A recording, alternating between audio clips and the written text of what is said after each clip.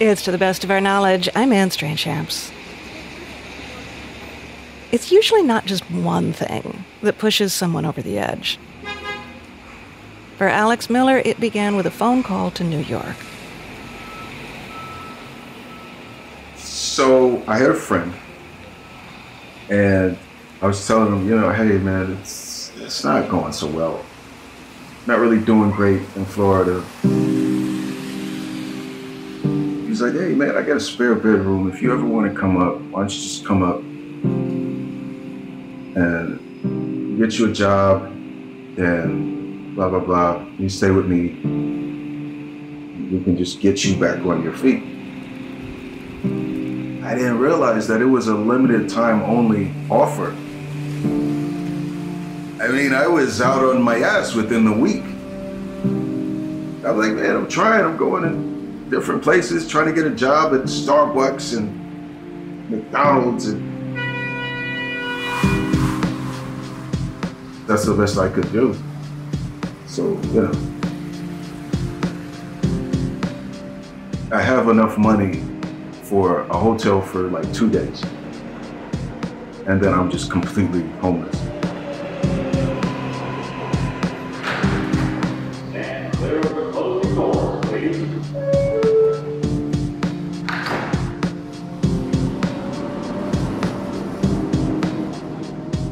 First, I'm sleeping on the subway, just riding back and forth.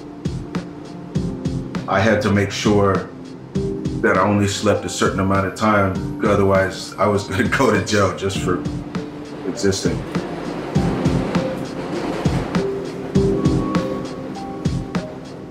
So I did that for 3-4 days. And then I was sleeping on benches. What was really bad about it was that this was in the middle of, they called it Snowmageddon.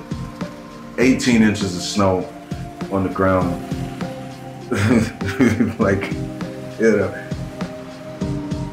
I realized I can't do this, man. I'm gonna die for sure. So I check into the homeless shelter. And that's how I get started in the homeless shelter system. In 2006, Alex Miller was a U.S. Navy IT specialist. He was tracking pirates off the coast of Somalia. 2 years later, he didn't have a home.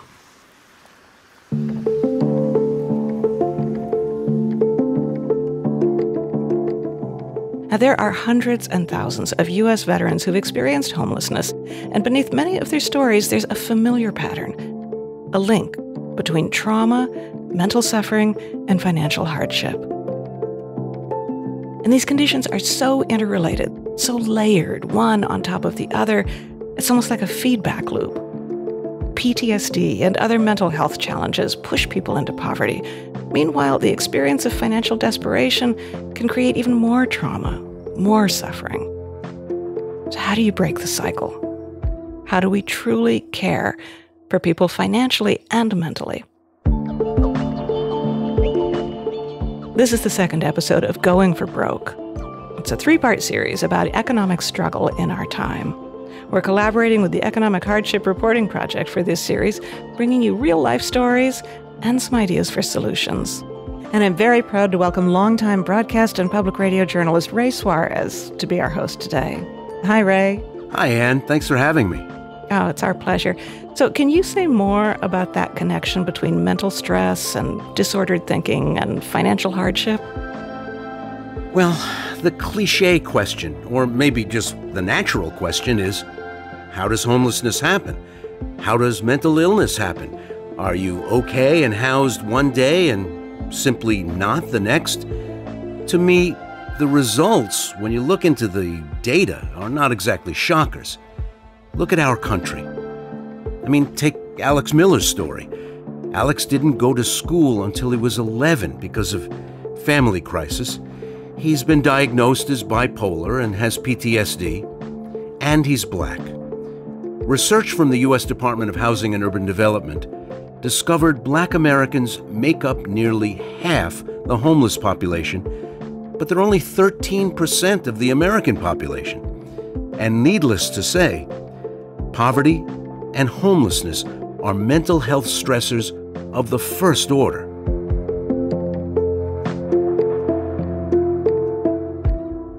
And we'd just like to let listeners know that in this episode, there are several mentions of suicide. I didn't realize how PTSD can manifest because, well, when I got out at the height of the recession in 2008, I got no job. I can't get a job. It was just so many things. And then I found myself just getting angry about everything. But then I started to stop feeling like I couldn't emote. I couldn't get happy anymore. I couldn't really feel sad. One at a time, these emotions would just go. And then I got to a point where I didn't care. You know, I could see somebody get murdered in front of me. I just didn't care. It was just going. These things are tough to go through at any time. I'm wondering whether the economic pressures on top of all this just made it worse, just made it harder to pull yourself out of your situation. Oh, yeah, definitely. Definitely. So I get in the shelter and you have to work if you're in the shelter because otherwise they'll kick you out. They'll give your bed to somebody else. So I found work. I was working at Family Dollar, and within like that first month, I was able to save up enough money to move out of the shelter into transitional housing, the SRO, which was, oh man, whew. You want to talk about tough and rough. Yeah, a lot of people have little or no familiarity. Most Americans don't live in places that have SROs. Yeah. So maybe you can tell us a little bit of what that system looks like. So the SRO, the single room occupancy, also called like a flop house, a boarding house. Basically, it's just a bed, a sink, a desk, a chair, and a fridge. And that's just your room. All it is just like the utilitarian version of actually living. But it's better than the shelter, no? It's better than the shelter. It's better than the shelter. And it's much better than the subway, no? However, the amount of unchecked mental health issues, drug use, murders. I mean, there were so many murders that happened in the SRO.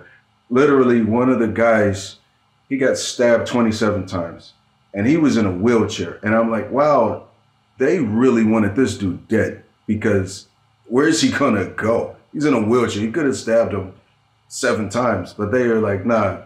So the crime was there. And it felt like, honestly, at that time, it felt like I flew out of the hood when I was a kid just to land back in the hood as an adult. It was pretty rough. I don't want to make this sound like just a horror show from beginning to end. There were happier, emotional aspects of your life, including the subject of a fascinating essay that you wrote on dating. What's it like to try to have a relationship while you're not securely housed? Well, I think for a good deal of the homeless population, there are people that you just won't know are homeless. They're just still working homeless and they don't want you to know, so you don't know.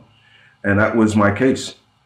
I just pretended like everything was normal and we would always go to her house and she would never come to my house, and I'd make some flimsy excuse like, oh, well, I think I said I got bed bugs.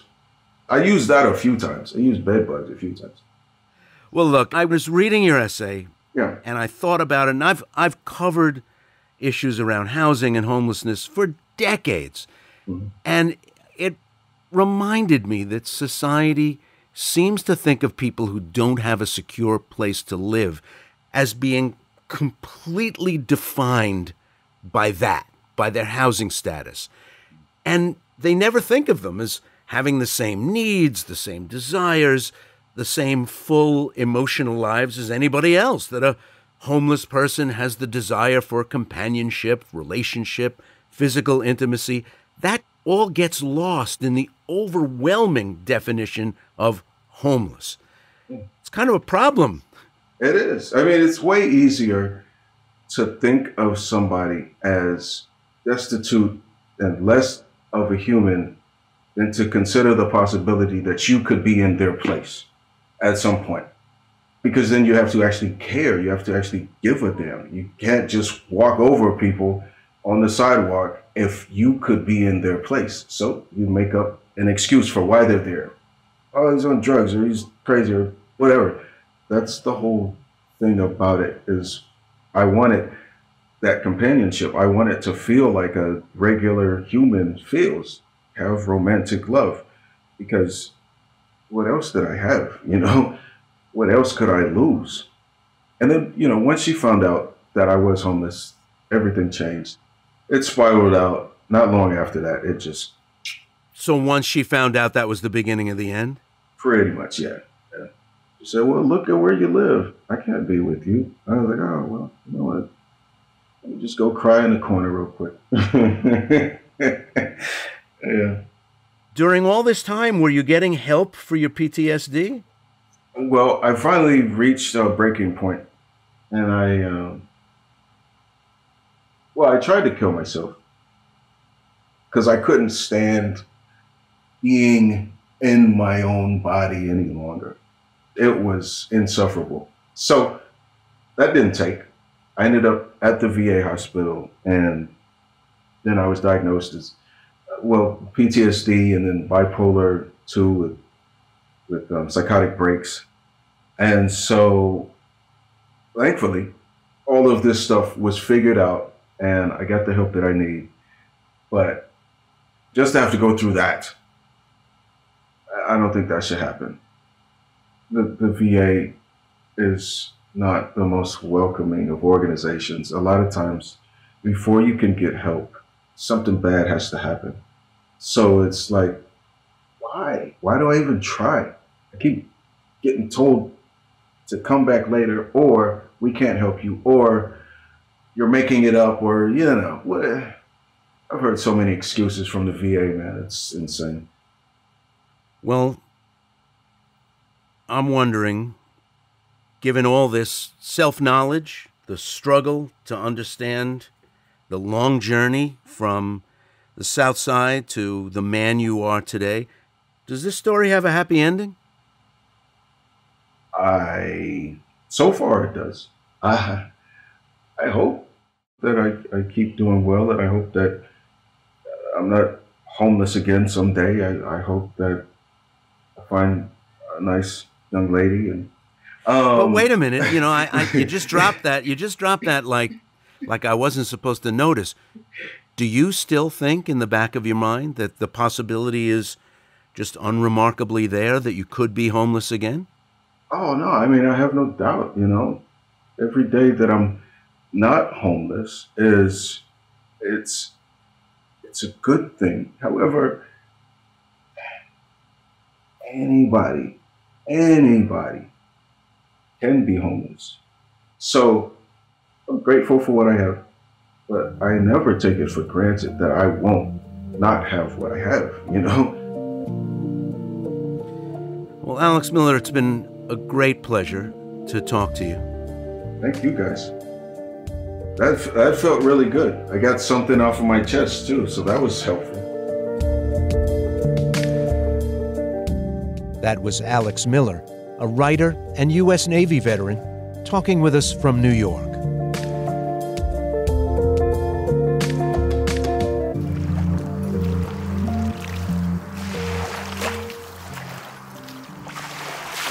My name is Katie Prout, and we are on Osterman Beach in Chicago, Illinois.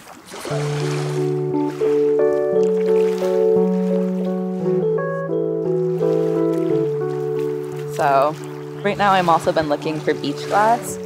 That's kind of what I've been particularly liking lately.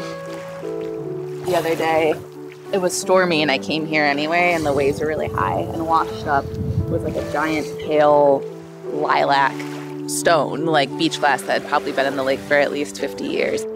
That color is really rare. The size and shape of it's really rare. Katie Prout is a Midwest-based writer. She often goes rock hunting on a Chicago beach along the shores of Lake Michigan. She says it keeps her sane, literally. Producer Mark Rickers walked with her one day. I think there's something soothing about it. I don't know if it's like focusing intensely on something eventually makes your mind stop racing.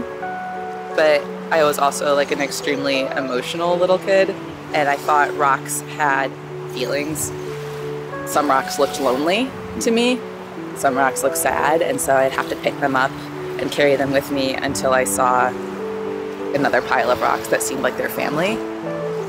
Eventually it got so like I could really only walk a few steps or half a block, and then my pockets would start being filled up with rocks. So this is cool. I'm just like, this one is red, and I love her. Rock hunting seems like a harmless pastime, right? For Katie Prout, it's been a coping mechanism, and it worked for a while, until she and her partner noticed it was morphing into something else. But when she tried to get help, she was met with so many obstacles. Her insurance was refused. A therapist ghosted her. It turned out finding medical care for her body was way easier than finding care for her mind. Early on in the pandemic, we were living together in this teeny tiny bedroom with a bunch of other people, and at that time, hearing the waves, feeling the sand, picking up rocks that I thought were beautiful or like spoke to me in some way was like, I don't know, affirming in some ways that all that was still here and that I was connected and not just floating in space, which is how I felt in my head.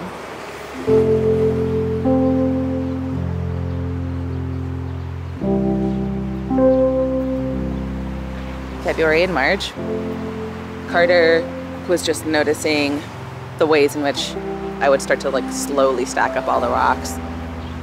You know, I would start of like lining the windowsill or balance them on the radiators, or I would fill up a little jam jar. And we were walking back from the beach one time, and I remember he was like, okay, how about like 5 rocks? And I'd have like fistfuls, one in my back pocket, making my jeans slouch.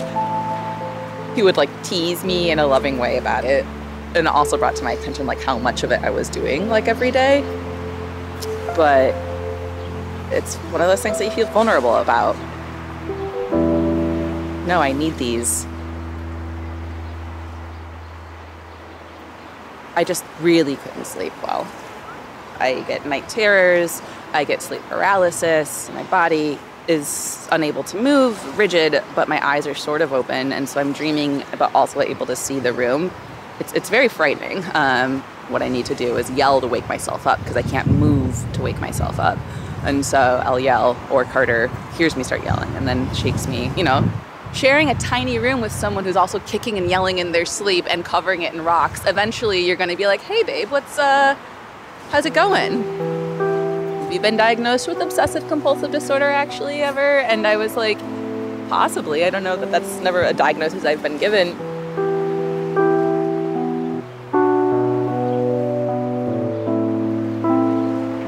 My first step was trying to find therapy.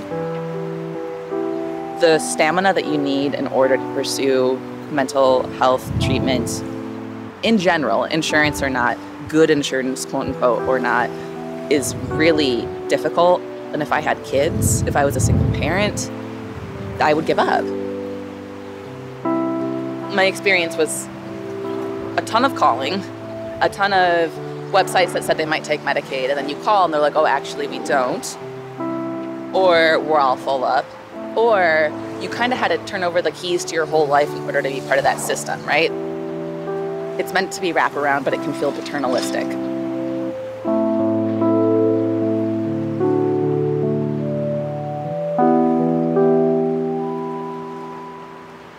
The effort when you know that you're not doing well mentally, when you're in crisis or you're getting close to it, to then have to sit down and look at your computer and do emails is like no one's idea of a good time.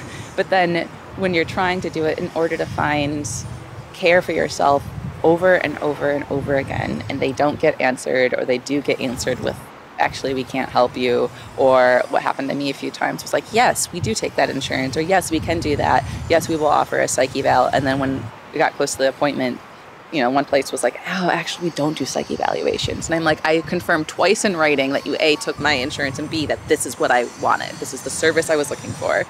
I had a therapist who I had an intake call with when I was searching for therapy who was like, yeah, I take Medicaid. Do you have suicidal ideation right now? And I was like, yes. And then she said, okay, I think we can work really well together. And then she never called me or responded to an email again, which is very dangerous.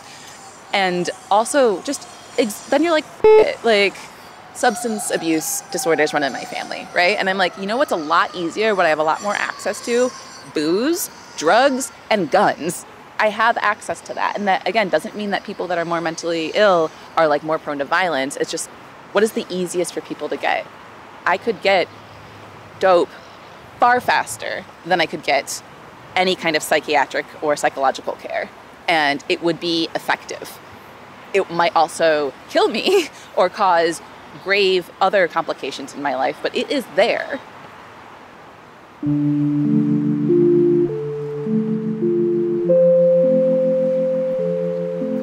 It's not something that I have the energy to pursue every day or even every week. I'd spend like a few days or a week trying, okay, now from like 3 to 4 is when I'm going to make these calls or do this research. And I would do that. And then I'd give up for like 4 or 5 weeks because it sucks, especially if you're already applying for jobs and not hearing back from applying for jobs. You're like trying desperately to cling to the fabric of this capitalistic, stupid society that we've made. And you can't, even if you're trying to participate in it, even if you're trying to play that game, the game doesn't want you.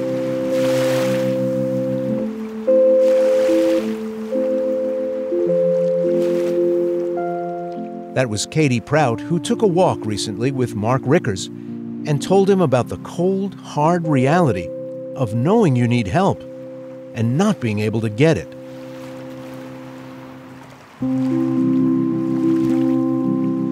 Still to come. I'm talking constantly with really compassionate, thoughtful psychiatric researchers, and yet we're missing the individual. That's the source of the mess. We're not seeing the human being in a full way. That's coming up after the break. This is Going for Broke, a 3-part special with the Economic Hardship Reporting Project and, to the best of our knowledge, from Wisconsin Public Radio and PRX.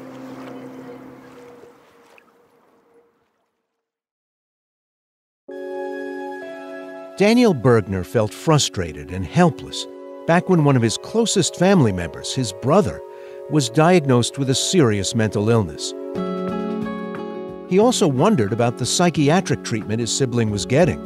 It almost always centered on heavy-duty medications that could be dangerous, but also ineffective.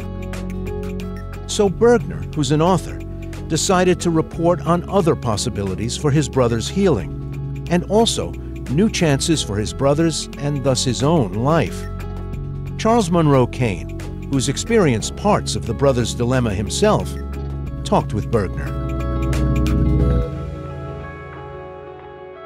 If COVID has taught me anything, or taught us anything, and I'm not sure in America it has, but is that the healthcare system just generally is broken. But it also seems that even more broken is the mental health care system. There must have been a moment in your life where you were like, ding, this is a mess. So I'd say there were 2 moments. One was back when my brother and I were in our early 20s, diagnosed as he was severely bipolar. He was put on a locked ward. Our parents told he would, take his own life if he didn't stick to medication. That didn't sit easily for me. It wasn't that I was rejecting all that our parents said and all that the psychiatrist said, but it just seemed too simple, too straightforward for this thing that is our minds, ourselves, our psyches. And then I guess when my brother and I talked about our embarking on this project much more recently, a few years ago, top-end elite researchers told me again and again, we haven't made progress in our psychiatric medications in half a century. But meanwhile, practitioners are doling out psychiatric drugs at increasing rates and doling out psychiatric diagnoses at increasing rates. For instance, for kids, bipolar, recent decade, increase in that diagnosis 40-fold. Wow. So something was clearly amiss.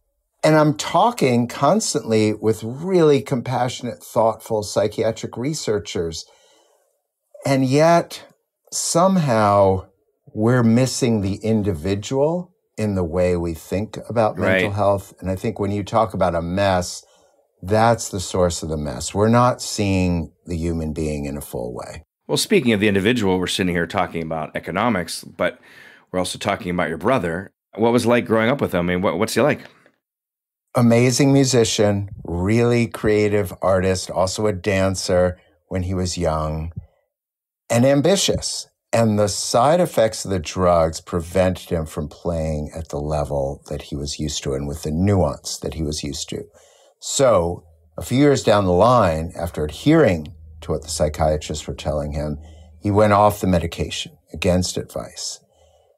And yes, there were dark moments. He was arrested. He was put back on a locked ward. He was homeless for a while, and that was a really, really trying time. But the truth is, flash forward, he's lived a really flourishing, meaningful life. That in itself raises questions about that doctrine that said, take your medication, here's your diagnosis, here's who you are permanently. Yes. There was no permanence to this. Well, I just say for myself, and I know a lot of our listeners know this, is that when I was young, I was diagnosed with schizophrenia that was later diagnosed as bipolar 1. Somehow that was a celebration. I have taken so many meds, Daniel, like just boatloads of combinations of meds. I've had so much therapy, so much psychiatry. I've been hospitalized a number of times. Unfortunately, some of them not voluntary. During all that, I would go to group therapy. And I will say I love group therapy. I find it to be powerful. I find it to be useful. Like right now, I'm in Madison, Wisconsin. The folks in my group therapy right here, they're a mess. And not just a mess mentally as they're trying to figure stuff out. I mean, their lives are a mess. They're often just divorced, addicted, but also a lot of them are on the border of homelessness. One is homeless. They're 40 years old and still living with their mom. One woman's selling her body. When I observe them and I observe their mental illness, the side effects and how it affects them economically is worse than the mental illness. Right. And indeed, 30 to 60% of those who are prescribed antipsychotics walk away from them. Conventional psychiatry would say that's because they're disorganized, that's because they don't acknowledge they're ill, et cetera, et cetera. I want to say maybe we ought to look at this as they're voting with their feet, and on balance, they're making a rational choice. Now, again, you probably know this all too well. If you've got that diagnosis of schizophrenia or anything on that psychosis spectrum, practitioners are likely to doubt that you can make a rational decision. Yeah, they don't talk to you at all. Exactly. But over and over, what I found is even when people are in crisis, even when they are engulfed in a, let's call it an alternate reality, if I'm willing to sit there and listen, I'm still able to connect. And we are failing repeatedly, constantly to just acknowledge that there's much, much more communication possible than mainstream psychiatry acknowledges. And that's when people are in their most challenged place. Which brings up to a question I want to go back to your brother, if you don't mind me asking about him again, is there must have been a time where maybe the first time or maybe a different time where it was like put away serious. Everybody in the family knew it. It was very serious. And I'm wondering, like, now that you observe back at that time, what do you think he needed? I'm assuming he didn't get it, but what did he need? Right. So he and I talk about that all the time. I think he would say he needed someone who wouldn't completely discount the ideas that he had, who would slow down and listen. And he actually, ironically enough, to some degree found this the second time he was locked up in a very unlikely place because He was in a state hospital, was really run down. It was kind of your worst caricature of, the decrepit state hospital where people are forgotten. But he actually ran into a psychiatrist there who, although that psychiatrist urged him to go back on medication, my brother would not, also had some things to say that let my brother know that he was heard. And this part, when I do readings, I can barely get through without choking up. So my brother leaves that psych ward. He's been arrested. And then he winds up in a homeless shelter. And his way of thinking of it is this: look, anyone on the outside would see me lining up for that free church basement food. Anyone on the outside would have seen me taking my one shirt to the shower every day to wash it and think, this person is very, very, very down on his luck. But my brother says, I didn't feel down on my luck because I knew, no matter how long this took, I was moving away from what I felt was the imprisonment of this diagnosis. There's a moment in your book, I think it's the Staten Island ferry, but there's a moment where you and your brother are on a ferry and he starts dancing. And I think it's later on in the book. It's like he's already gone through a lot of things. And I read that like 3 times in a row. Do you know what I'm talking about? I do. Could you read that? Sure. I'll read a little bit. Just to set it up, I just need people to picture. He's wearing a military khaki-colored jumpsuit in combination with some little black Capezio dance shoes. The impact of the rough water against the bow created a steady, emphatic beat, and above that the engine delivered not only a churning rhythm, but something bordering on a melody, deep and ancient, like a Gregorian chant. It was a small part of my brother's gift that he both heard this music of water and machinery, and allowed himself to be inspired and electrified by it. He lifted one foot to knee height, then leapt high off the other and landed on the first foot so that there was a simultaneous vaulting and transferring of weight, followed by a reversal and more repetition, back and forth, melded with the strivings of his torso and arms, amounting to movements at once airborne and sinuous. To the few passengers who watched from their cars, his mix of military jumpsuit and elfin shoes may have looked odd, compounding the oddity of his dancing, but all of this strangeness was countered by the broad solidity of his body and by his resistance to the sporadic lurching of the boat, which should have pitched him off balance and made him grab at the chain poles or brace himself against a car, but never did.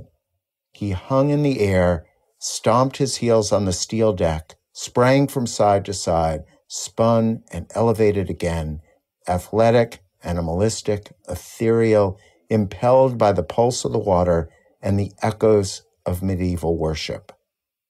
And soon he was on a psychiatric ward with a heavy dose of Haldol seeping into his brain. Sorry. Anyway, give me 1 second, okay? Well, first, thank you for writing that. I think that when I read the book, one, I realized you love your brother, and that's beautiful. But also, I think you were celebrating people who are mentally ill. And in that moment in that book, I was prescribed that medication once, and I think I was probably acting a little, quote unquote, out of control before I was given it, and then I was quelled, right? And became part of good society. You spent so much time with your brother writing this book. What does he think of it? What did he think of a passage like that? Did he make fun of you, or did he like it? What do you think? Well, first, thanks. I mean, I'm glad we connected over that passage because it's so important to me, important to my brother. I think he appreciated that I was trying to see, feel, hear my way into his way of seeing and feeling and creating. And he was creating, right? I mean, yes, totally. He was outside the bounds of social comportment. I mean, he was dancing on a ferry deck. But there were at least a couple times when he did this, and I was there for one of them. And I remember I'm sadly much more conventional. And a part of me was a little embarrassed, but a part of me was kind of in awe because he'd been inspired. Yeah. And I was just a bystander to that inspiration. I know this is a dangerous question, and I've been asked this question a number of times in my life. I'm very manic inside of my mental illness, which means I'm a white straight guy who's manic. You can get a lot done in the world, even though you're tired at the end of it. Is mental illness, is it a gift? Well, I wouldn't even use the word illness. All right, there you go. Right. I would go a little more radical. Go for it. One of the things that shook me was the frequency with which some psychiatrists, certainly not all, were unable to see that. Amen. So once, I'll give you an example. I was invited to a little kind of salon soiree and all very ego-affirming for me. We were going to talk about one of my books. And it happened that there were several psychiatrists at that table. And this psychiatrist said rather proudly, I almost never see a patient for whom I don't prescribe medication. And so I said, let's take Hemingway just for an example. Here's your trade-off. And I said to the psychiatrist, I know this is a little sophomoric and simplistic, but here's the question. You can have a couple of the greatest novels in American literature and some of the greatest stories in American literature, but have your patient kill himself at age 60. Or you can medicate that patient, because a lot of people think retrospectively Hemingway was bipolar. Sure. You can medicate that patient from the time he's 20, but you are likely going to sacrifice those great works of literature. He's not going to quite produce at that level. And what struck me was this psychiatrist didn't even pause. He just said, of course, I would medicate. And I'm thinking the opposite. I'm thinking, look, I'm right around that age. I'm thinking, you give me that trade-off, I will end sadly and devastatingly as the trade-off for having written art at that level. Now, again, this is simplistic, but it just shows you something about that worldview that wants to control and creation, kind of opposite forces.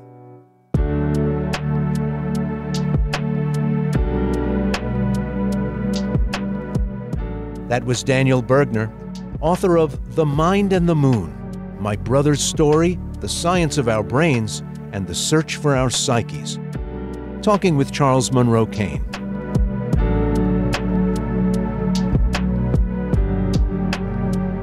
Still to come.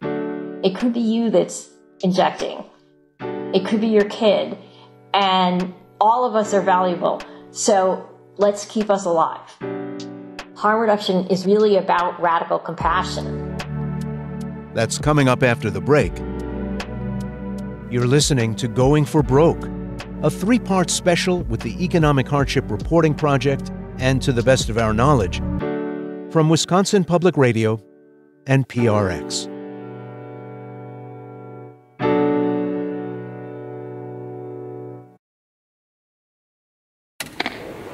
To be told that I had cancer was just turned me around. Bobby Campbell is fighting for his life. I was injecting drugs in New York City in 1985 and 1986. He has Kaposi sarcoma, a deadly skin cancer that first appeared on the bottom of his feet.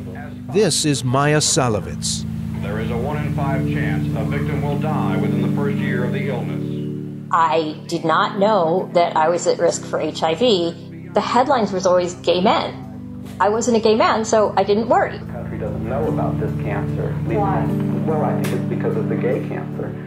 I was sitting on a couch in a friend's apartment, and he went out to buy drugs for us. A friend of his was visiting from San Francisco, and she said that if we were going to inject, we were at risk for HIV.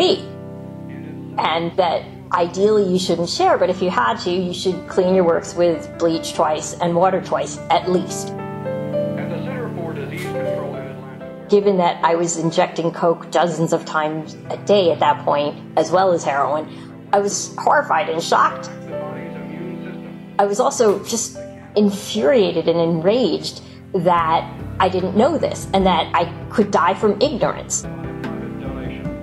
this just pissed me off on many levels. So I began trying to get the word out there about this.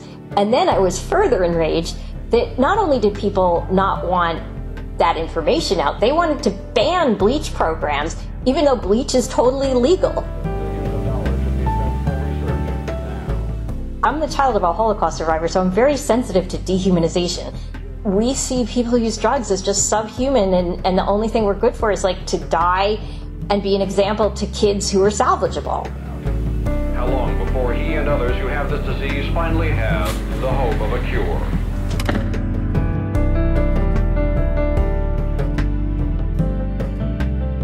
Maya Salovitz is a gifted thinker and an expert in addiction. She's also someone who's experienced drug addiction personally, dealing cocaine and using heroin as a college student and a young woman. It was during that time that Salovitz came upon a concept that's only now changing how we think about drugs and addiction on a mass scale: harm reduction. She encountered it not just in the many books she read, but then she lived it in a single moment when her own life was saved by it. 30 years later, the world is finally catching up with her. Alyssa Quart, who knows Salovitz very well, talked with her. All I knew was that she was a white woman and she was a friend of my friend Dave's, and she was in San Francisco and she knew about bleach in 1986. It turned out that she worked for the consortium that developed San Francisco's bleach program. San Francisco really, before New York, they recognized that people who use drugs were going to die of AIDS and that they needed to do something about it. In fact, the way that was discovered was by a woman who worked for this organization, and one of the young punks that she was studying said that there was this needle in a little spot behind a brick in the wall of the famous punk club that is in Jennifer Egan's book. Basically, people would just go to this brick, they would take it out of the wall, they would use a syringe, they would put it back. The woman's name is Sheila Murphy, and she was like, oh my God, they're going to die, we have to educate them. What you've described is incredible. I mean, this woman saved your life, and harm reduction saved many people's lives back then. But what is harm reduction? Sure. So harm reduction is the idea in drug policy that we should focus on reducing harm rather than on stopping people from getting high. So it starts with HIV prevention, like the mid-'80s, let's say, or early 80s? Yes. What happened was that in the world of public health, syringe exchange was an enormously effective intervention. It's actually easier to get someone who uses drugs to use a clean needle than it is to get a man to use a condom. And so it was sort of a reversal of the traditional way of doing things in the drugs field, where everybody was really focused on the only thing that matters is stopping the drug. And what our horrible policy that just cuts people off of medical opioids and doesn't provide any help for them, whether they have pain or addiction or not, that increases harm. We have a policy of harm production at the moment. The sick thing about our country right now is we are totally willing to spend billions of dollars and waste billions of dollars on punishment because we're afraid that one person who's undeserving might get help. And the harm reduction folks realize that actually, you know what, most people in general care more about whether people get hurt than whether they get high. So you've written a lot about different minds. Let's just call them different minds.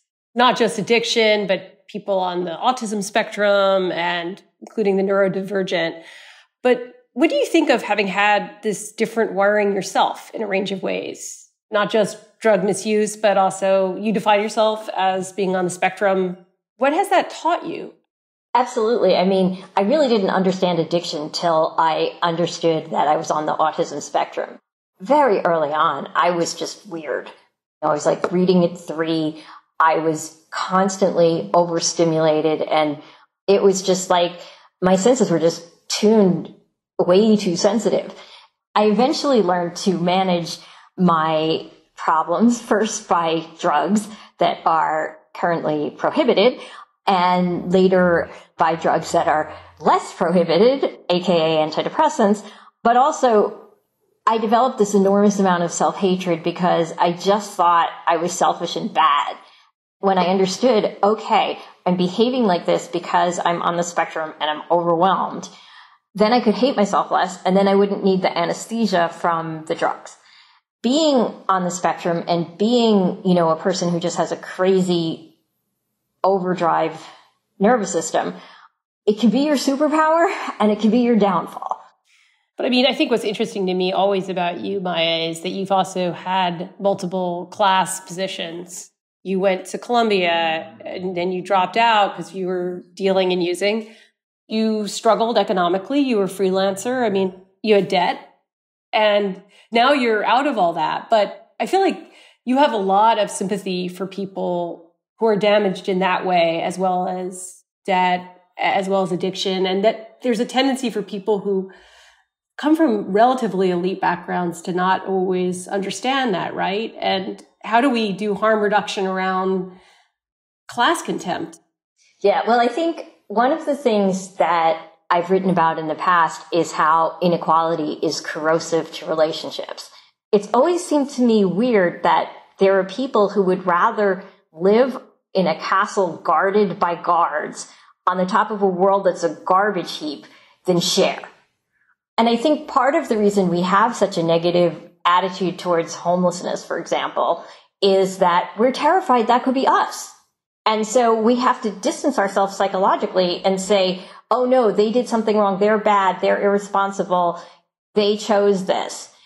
To feel okay being economically secure, a lot of people tell themselves, oh, I deserve it. I earned it. I worked hard for it. But yeah, there's a zillion other people who worked hard and didn't get it. So how does it factor social class and where you were born factor into who gets to recover from addiction or who gets to be taken seriously when they're on the autism spectrum and seen as a potential voice rather than somebody who never will be employed? I am certain that being white and middle class and female had a large amount to do with the fact that I didn't go to prison for 15 years for cocaine dealing. I would often sit in that courtroom because one of the things a good lawyer does is delay and delay and delay when you have a case against you. And I would just go for all these court dates and I'd be the only white defendant. And somebody who is poor or a person of color, the stakes for them of coming out about addiction or something like that are much higher than they are for me. And so I knew that having been spared the horrors of incarceration, that I was ethically obligated to speak out. I do have to ask at some point, though, when does harm reduction become a problem in the sense that it's letting the powers that be off the hook by allowing a half measure or a private solution? Even in the instance of bleaching needles, that it had to come from a community organizer, social worker, somebody that was working for an NGO, that becomes the answer instead of something more systemic, right? Yeah. That was one of the biggest objections of Black communities to the harm reduction thing during AIDS. They were like, oh, you just want to give us needles so that we can just shoot up. You're not going to give us actual residential treatment. And the answer is you have to do both. People are dying now. Like, you can't say, okay, we're going to wait till we solve homelessness to keep you from getting HIV or hepatitis C. There may well be systemic situations where doing a little bit is a sop and prevents larger change. I have not seen that in the harm reduction area. Like in the drugs area, it's very clear that if you do something like, okay, we're going to give people heroin, actually what happens is they don't stay addicted longer. They stay alive longer. Harm reduction says, it could be you that's injecting. It could be your kid. And all of us are valuable. So let's keep us alive. Harm reduction is really based on that. It's really about radical compassion. That was Maya Salovitz, author of Undoing Drugs, the untold story of harm reduction and the future of addiction, talking with Alyssa Quart.